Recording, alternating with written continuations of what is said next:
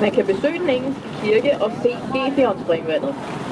The area out here at the Little Mermaid is definitely worth a visit if you have the time, because apart from seeing the statue, you can go for a walk on Cassell, visit the English church, and see the Gefion water fountain.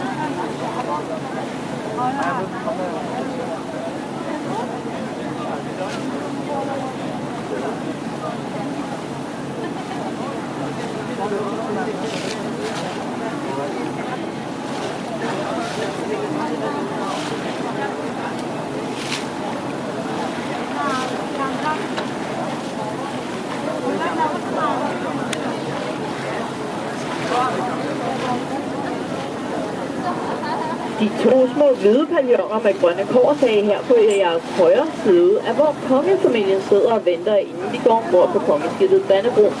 The two small white pavilions on your right side with the green cover roof is where the royal family sits and await before they board the royal yacht.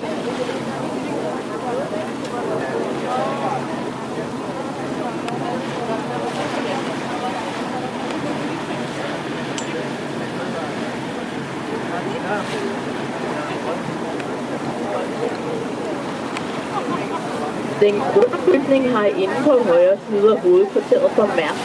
Mærsk er i dag verdens største containerrederi. Bygningen overbliver i dagligt opkald for bygningen med de blå øjne på grund af den måde, som vinduerne ser nærmest blå ud. The grey building in here on your right side is the headquarters of Mærsk. Mærsk is today the world's biggest container shipping company. The building is in Daily also called the building with the blue eyes because of the way the windows almost look blue.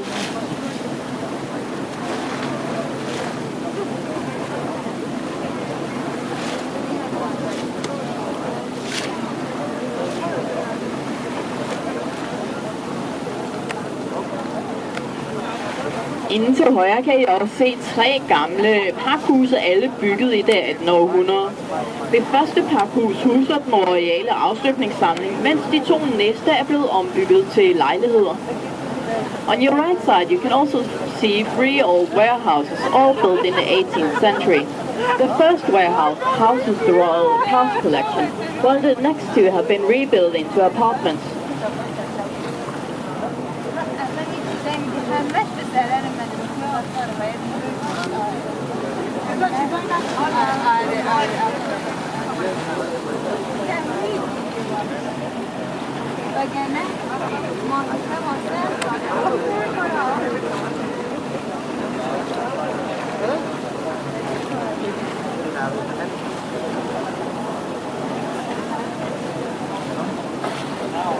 Inden til højre kan I nu se Amalienborg Slot. Amalienborg Slot blev bygget i midten af 1750'erne og var oprindeligt ikke bygget til kongefamilien, men til 4 meget rige adelige familier. Det er derfor slottet består af 4 næsten identiske palæer. Det var først i 1794, efter at det første Christiansborg Slot brændte ned, at kongefamilien flyttede herud til Amalienborg Slot. On your right side, you can now see Amalienborg Castle, the residence of the royal family. The castle was built in the middle of the 1750s and was originally not built for the royal family, but for 4 very rich noble families. Therefore, the castle consists of 4 almost identical palaces. It wasn't until 1794, after the first Christiansborg Castle burned down, that the royal family moved out here to Amalienborg Castle.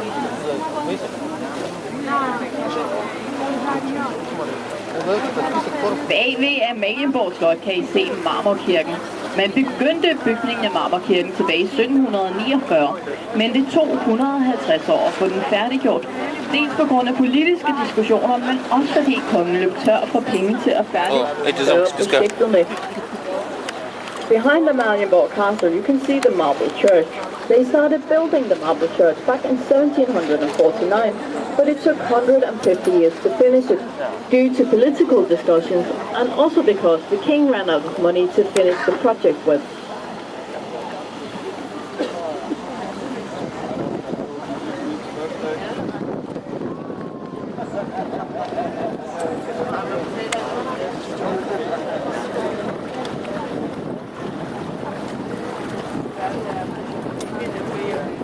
And down in the back, please don't stand on the seats.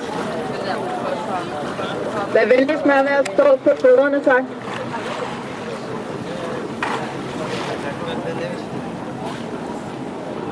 In here on your right side, on the area called Ophelia Beach, you can see the Sand Sculpture Festival taking place here in Copenhagen in the moment. Herinde på højre side på det område, som hedder Ophelia Beach, kan I se den sandskulpturkonkurrence, som tager sted her i København i øjeblikket.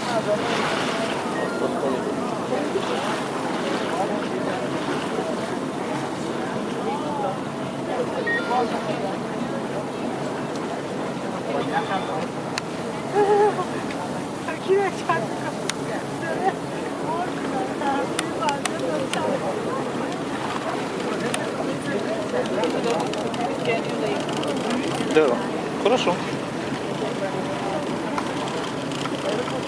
Здание оперы. Det høje brune tårn lige foran os lige nu er tårnet på Vor Frelser Kirke.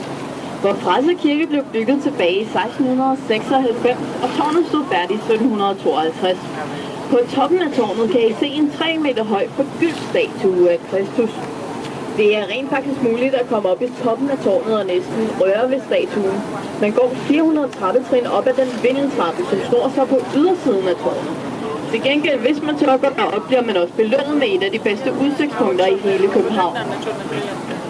The tall brown tower here right in front of us is the tower of Our Saviour's Church. The church was finished in 1696 and the tower in 1752. On top of the tower you see a 3 meter tall golden statue of Christ. It's actually possible to get up in the top of the tower and almost touch the statue. You go 400 steps up the winding staircase that go on the outside of the tower. However, if you do dare to go up there, you're also awarded one of the best views in all of Copenhagen.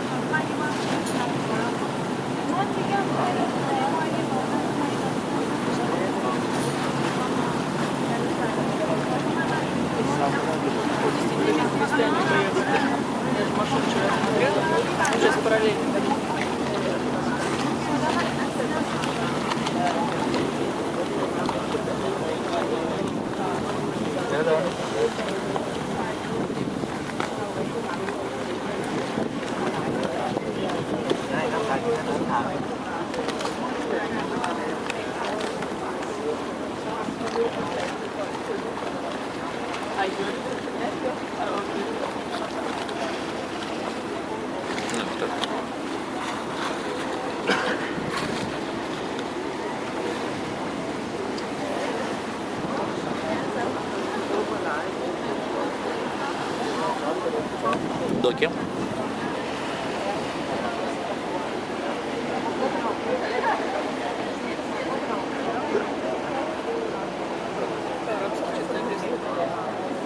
Нет, это Нет, написано.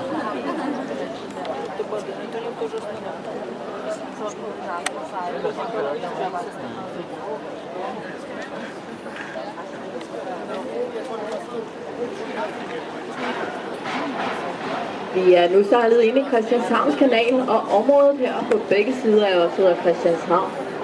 Christianshavn blev grundlagt tilbage i 1618 under kong Christian 4. Det var oprindeligt tænkt som en selvstændig købstad, og er sidenhen blevet en integreret del af København. Christianshavn blev bygget med den hollandske by Amsterdam som forbillede. We now sailed into Christianshavn's canal, and the area around us is called Christianshavn, which means Christians Harbour. The area was founded back in 1618 during King Christian IV. It was originally thought of as an independent city and first later on became an integrated part of Copenhagen. Christianshavn was built with the Dutch city Amsterdam as its model.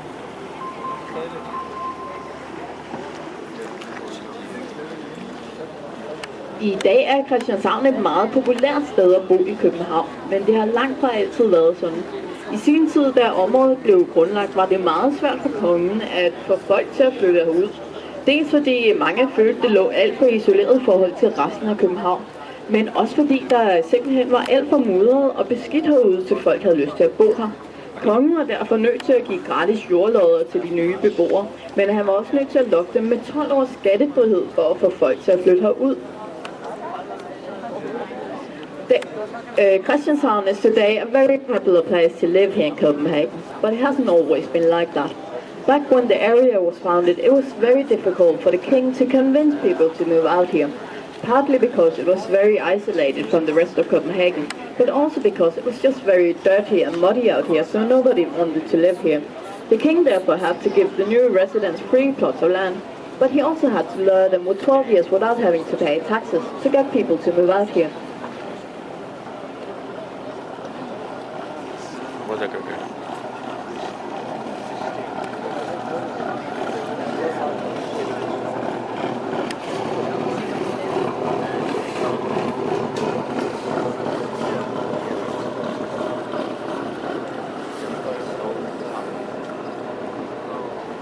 Пионер 236.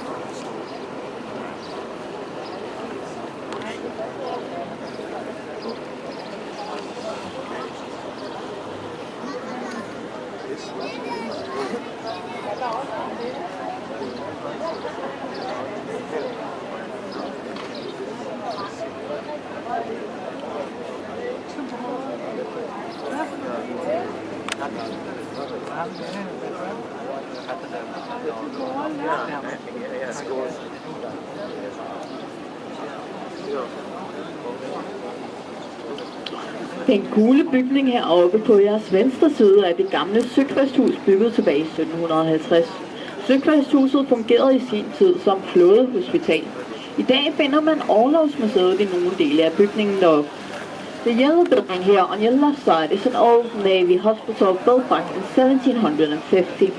Today you find a Navy museum in some parts of the building.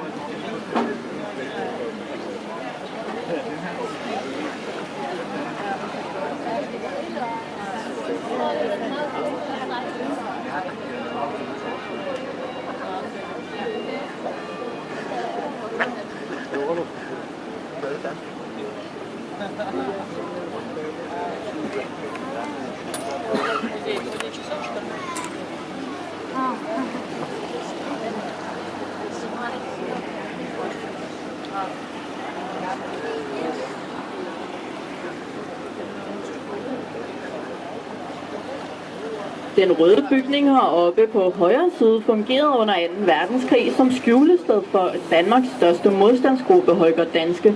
Da modstandsgruppen var på sit største, havde det over 300 medlemmer. The red building up here on your right side was during World War II hideout place for the biggest Danish resistance group, Holger Danske. When the group was at its biggest, it had more than 300 members.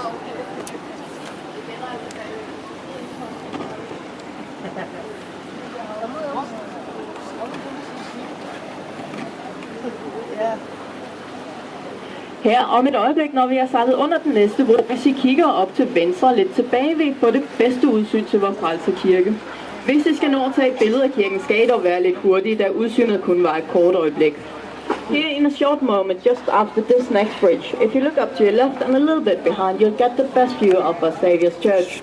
If you want a picture of the church, however, you have to be a little bit fast because the view won't last very long.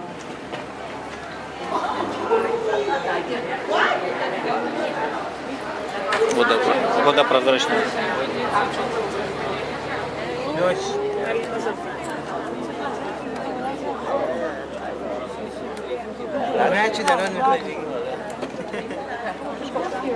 Да.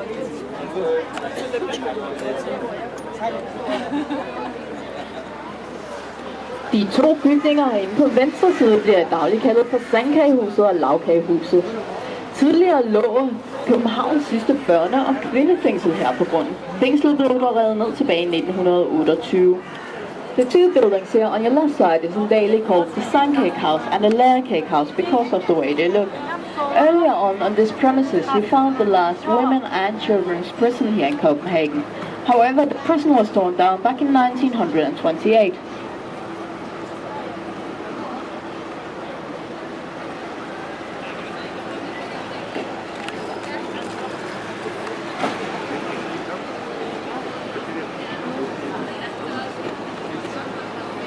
Og den her bro er meget lav, så pas ekstra godt på jeres hoveder. Please be extra careful, this bridge is very low.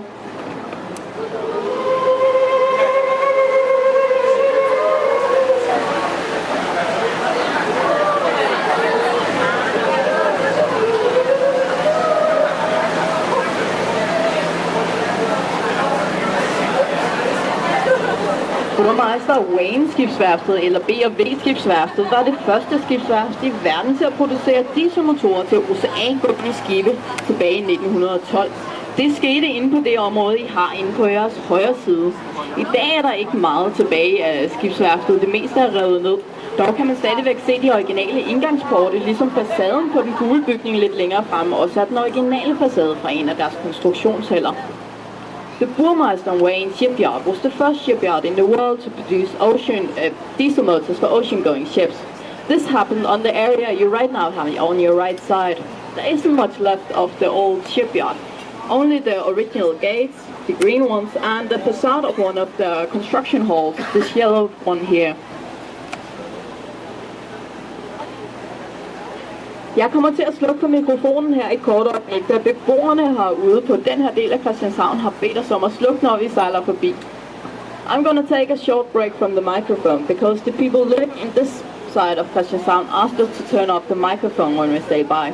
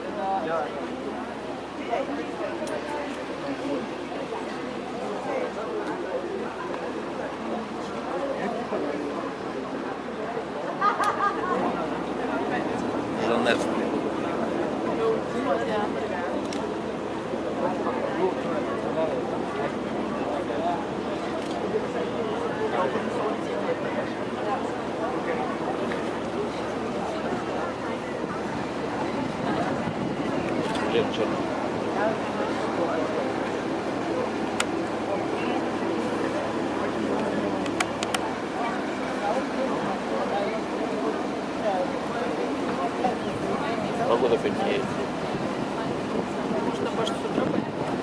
Может быть.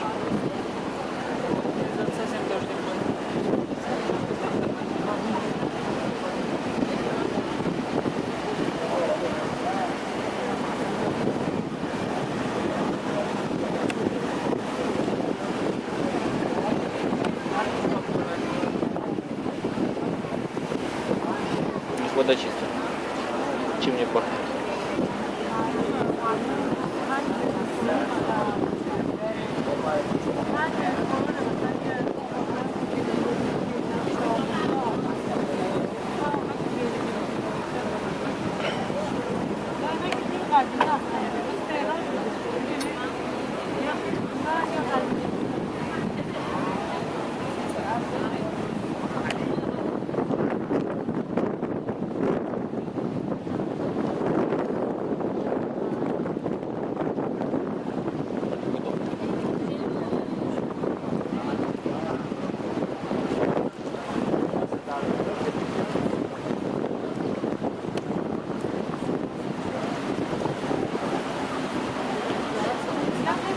Den sorte bygning her foran os hedder Den Sorte Diamant og er en del af det kongelige bibliotek.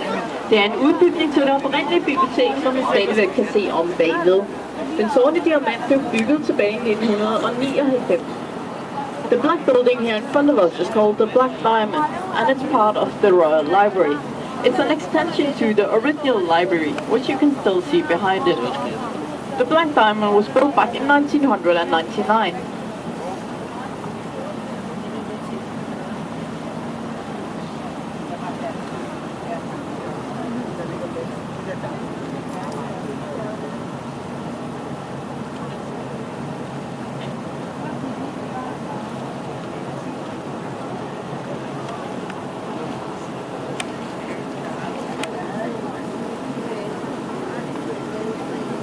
Den store røde bygning har inde på højre side af et gammelt bryghus bygget i starten af 1600-tallet under kong Christian den 4. Bryghuset var oprindeligt bygget som en del af det københavnske forsvarsværk, men man fandt dog hurtigt ud af, at man ikke havde brug for denne del og ombyggede det til bryghus i stedet for.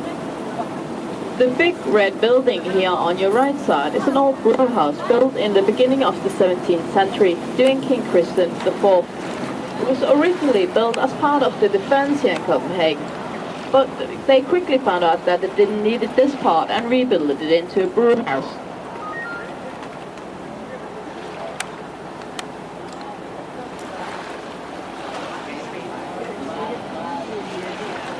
I 1600-tallets København var rent drikkevand en mangelvare, og mange foretrakte også at drikke øl i stedet for. Hernede ved bryghuset kunne sømændene i den danske flåde komme ned og hente op til 10 liter øl om dagen som en del af deres aflønning.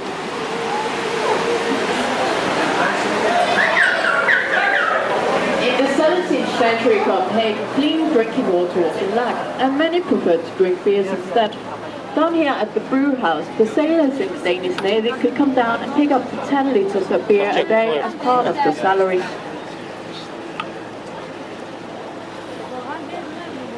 Herinde i Frederiksholms Kanal kan I se nogle af de mange husbåde, vi har i København. Den røde her på jeres venstre side er netop blevet sat til salg for kun 3 millioner kroner. Til gengæld trænger den også til at blive istandsat en lille smule. Here in Frederiksholms Canal, you can see some of the many houseboats here in the harbour and canal. The red one on your left side we just passed by have just been put on sale for only 3 million Danish kroner.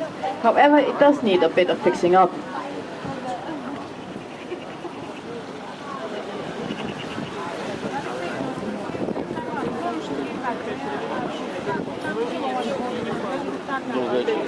Да, моя плавочка.